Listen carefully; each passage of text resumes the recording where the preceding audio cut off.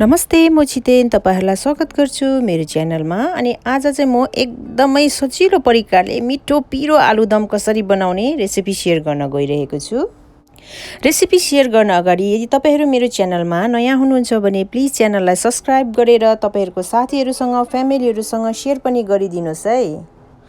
र यो पिरो मिठो आलु दम बनाउनको लागि मैले यहाँ 20 वटा सुक्खा खोर्सानी भिजाएर राखेको छु र बीचको बिया चाहिँ मैले निकालेर फ्याकिसकेको छु।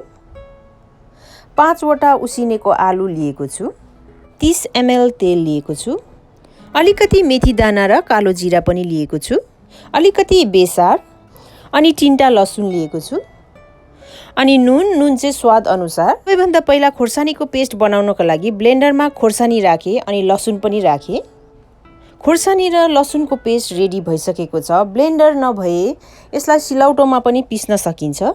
र त्यो उसिनेको आलुलाई मैले यसरी काटेको छु। गोल्ड फिंगर चिप्स अथवा ढुङ्ग्रे चिप्स मैले 1 प्याकेट लिएको छु।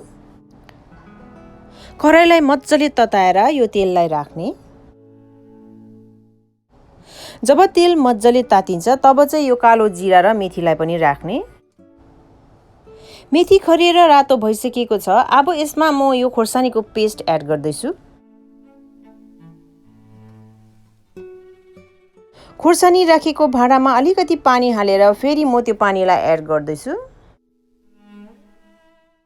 र यति गरिसकेपछि अब मज्जाले चलाएर यो खोर्सानीलाई पकाउनु पर्छ। अब यसमा बेसारलाई पनि एड गरिहाल्ने। खोर्सानी मज्जाले पाक्नको लागि कन्टिन्यू चलाइराख्नु पर्छ यसरी। खोर्सानी अलिक ड्राई भएर डढ्न लाग्यो, त्यही भएर म अलिकति पानी फेरि एड गर्न गइरहेको छु।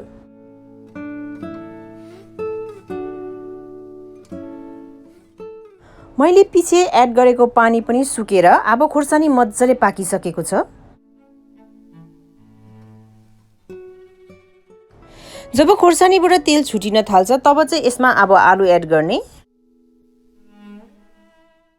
आलु सँगसँगै नुन स्वाद अनुसार।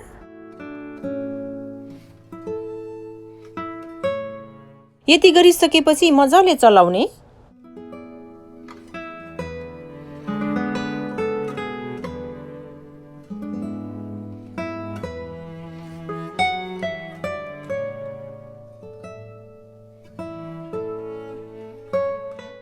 आलु मज्जाले चलाइसकेको छु। अब यसमा म 1 कप पानी एड गर्दैछु। पानी एड गरेपछि फेरि म यसलाई एकछिन चलाउँछु।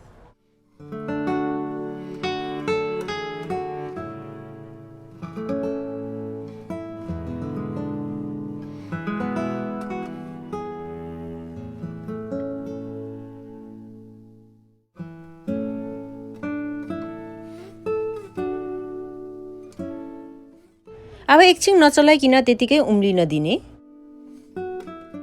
र अब म फेरि चलाउन गइरहेको छु। र यो चाहिँ अब मेरो आलु दम पर्फेक्ट रेडी भइसकेको छ। ग्रेभी थिक छ। यदि तपाईहरुलाई बाक्लो ग्रेभी मन पर्दैन भने तपाईहरुले अलिकति यसमा पानी एड गरेर पातलो ग्रेभी पनि राख्न सक्नुहुन्छ। र ग्यासलाई अफ गरेर सर्भ गर्नको लागि रेडी छ।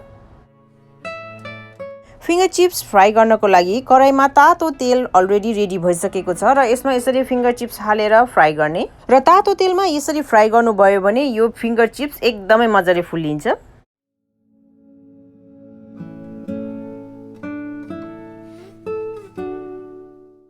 र यसै गरेर अब म सबै फिंगर चिप्सहरु फ्राई गरेर राख्ने छु।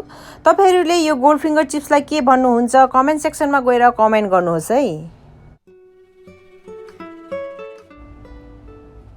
मैले सर्भ गर्नको लागि टेबलमा राखिसकेको छु पिरो आलु दम र गोल्ड फिंगर चिप्स।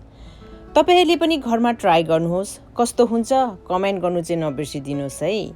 अनि मेरो च्यानललाई तपाईहरुको साथीहरुसँग फ्यामिलीहरुसँग मन परे शेयर पनि गरिदिनुस्। Thank you. Bye bye.